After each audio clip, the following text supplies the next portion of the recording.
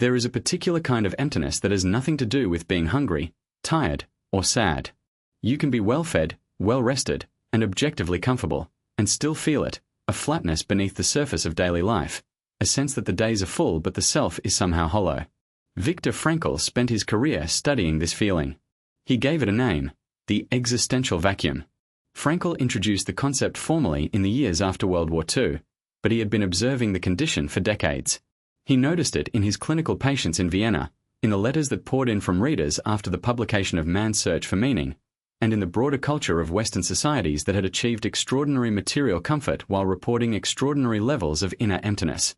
He described the existential vacuum as a widespread feeling of meaninglessness, not a specific neurosis with identifiable symptoms, but a fundamental disorientation at the level of purpose and direction. To understand where it comes from, you have to understand two things that Frankl believed modern human beings have lost. The first is instinct.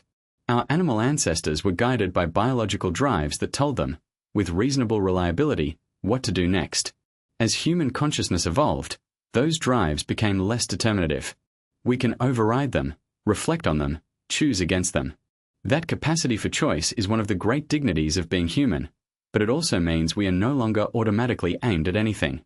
The second thing we have largely lost is tradition, the inherited systems of meaning, religion, custom, and communal narrative that used to tell people who they were, what they owed to others, and why their lives mattered. Modernization, secularization, and the mobility of contemporary life have dissolved many of those structures for many people. The result, Frankl argued, is that we are free, genuinely, historically unprecedented free, but adrift. Freedom without direction is not liberation. It is what Frankl called the existential vacuum, the experience of a gap where orientation used to be. And into that gap, he observed, rush three characteristic substitutes.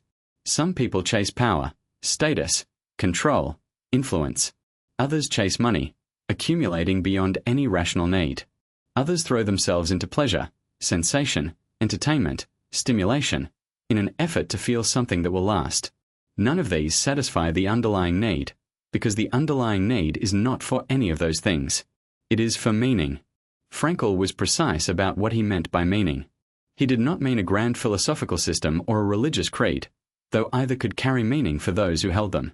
He meant something more immediate, a sense that this particular life, with its specific tasks and relationships and challenges, points toward something genuine. Meaning is not invented by the self, in Frankl's view. It is discovered, found in the world, in work, in love, in suffering consciously embraced. The existential vacuum forms when that discovery process stalls or is never undertaken. One of the most revealing signs of the existential vacuum, Frankl noted, is what he called the Sunday neurosis. On weekdays, the business of work and obligation keeps the vacuum at bay. But when Sunday comes, or any stretch of unstructured leisure, the emptiness surges. People become anxious, irritable, or driven to fill the space with anything that creates noise. The vacuum announces itself precisely when external activity stops. It is the silence between the distractions. This is why Frankl insisted that the cure for the existential vacuum is not more activity, more pleasure, or more success. Those approaches treat the symptom. The cure is a genuine encounter with meaning, which requires a willingness to stop running from the silence and ask what it is trying to tell you. That is an uncomfortable question, and the modern world offers an almost infinite supply of tools to avoid asking it. But the question does not go away. The vacuum persists until it is addressed. Frankl was not pessimistic about this. He had survived Auschwitz, Dachau, and the death of nearly everyone he loved, and he came out with his faith in the human capacity for meaning intact. He believed that meaning is available to every person in every circumstance, not always obvious, not always easy to reach, but genuinely there. The existential vacuum is painful, but it is also, in a strange way, a sign of life. Only a being who was made for meaning could suffer from its absence. If you recognize the existential vacuum in your own experience, Frankl's first counsel is not to panic and not to reach immediately for a distraction. Sit with the discomfort long enough to hear what it is saying. Ask what task, what relationship, what value has been waiting for your full attention. The answer will not be dramatic. It rarely is. But it will be real, and real meaning, even small doses of it, is enough to begin filling the vacuum from the inside out.